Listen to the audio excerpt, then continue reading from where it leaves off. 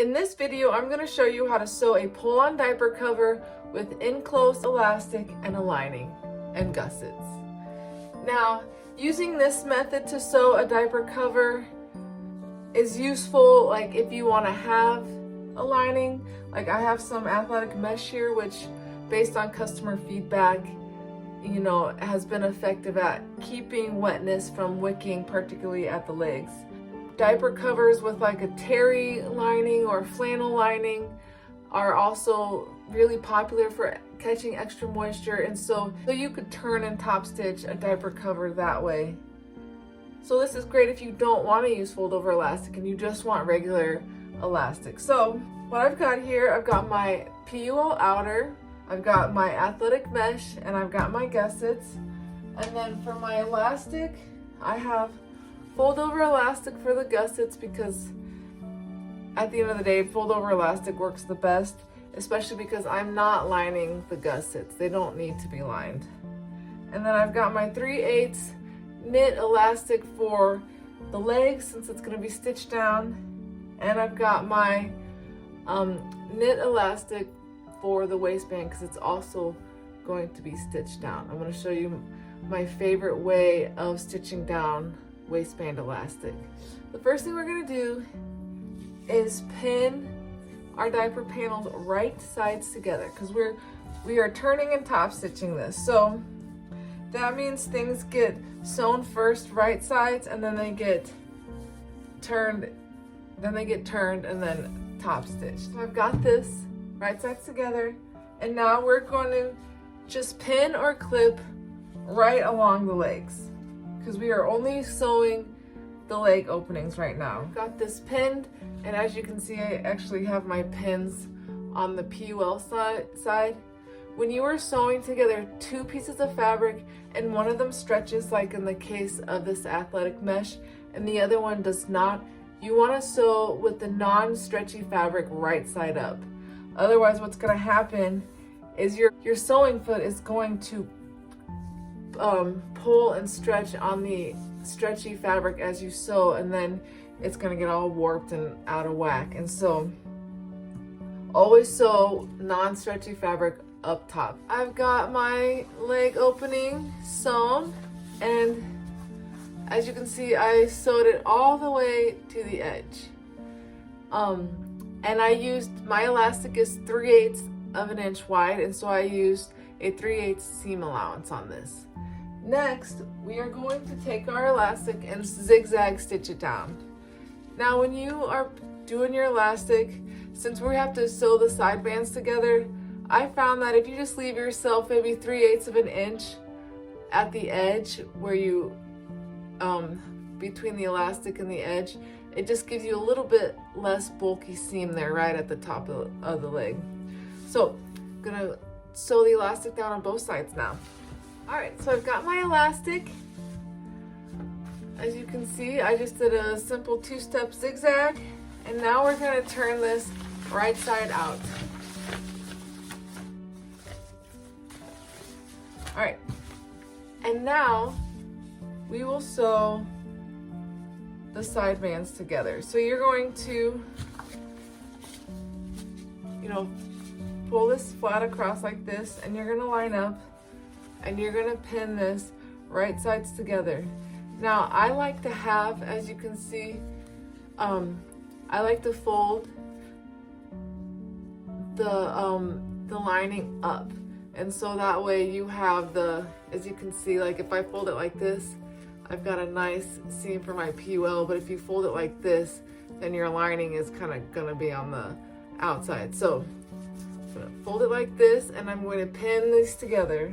So you can see I've got it stitched up on the sides. And so now we're going to turn this right side out.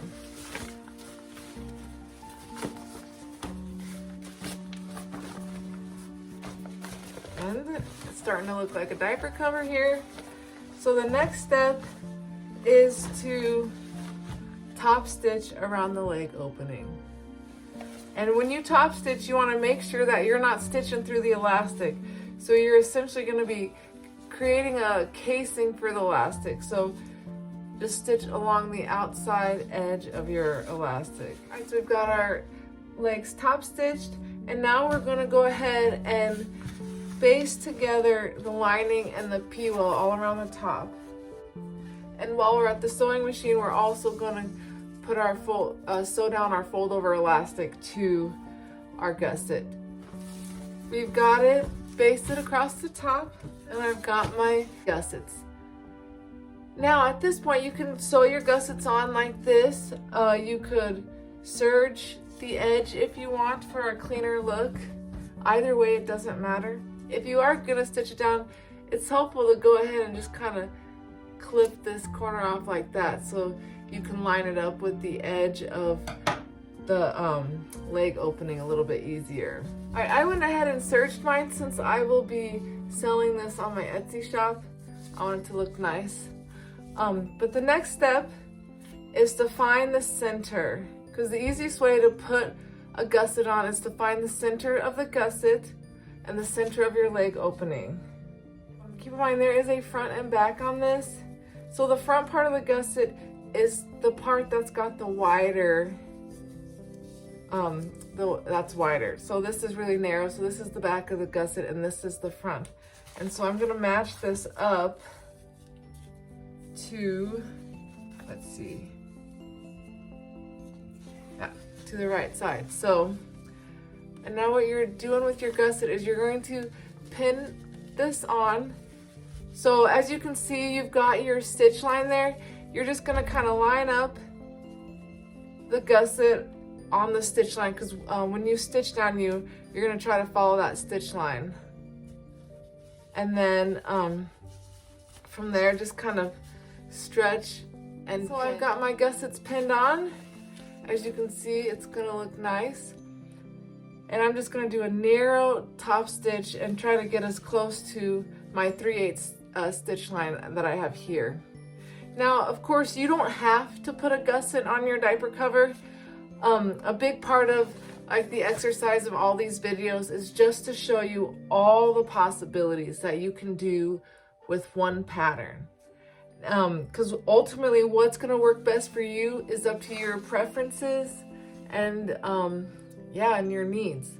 So feel free to experiment with the different ways to sew a diaper cover, but just know that there are lots of different ways to sew a diaper cover. After we sew the gussets on, you're going to take your 1-inch elastic and make a loop.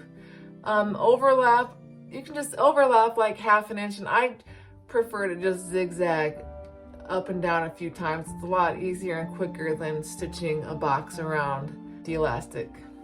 As you can see here, I just zigzag stitch it right down, and that does a good job of holding it. So now what we're going to do is we're going to find the quarters of the elastic end of your diaper cover. And once you have your quarters, you're going to line up your quarter markings. I like to take the seam and put that in the center back. And the reason why we pin our elastic in quarters like this is so that way, because we're stitching the whole edge down, this will ensure that your elastic is evenly stretched out around the waistband.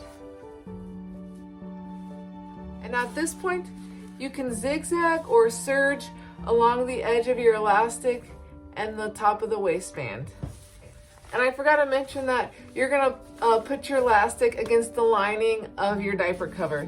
And this is because we're folding the waistband over like this. So, which leads us to the next part, which is fold. You're gonna fold over and pin. And so when you're folding over the sides, just kind of find your seam line there and just try to line up your seam lines. You're just gonna use a twin needle or zigzag stitch around the edge here. What I really love about the twin needle is that it gives you a nice professional finish. Yeah, it's really super easy way. And then got a nice looking diaper cover.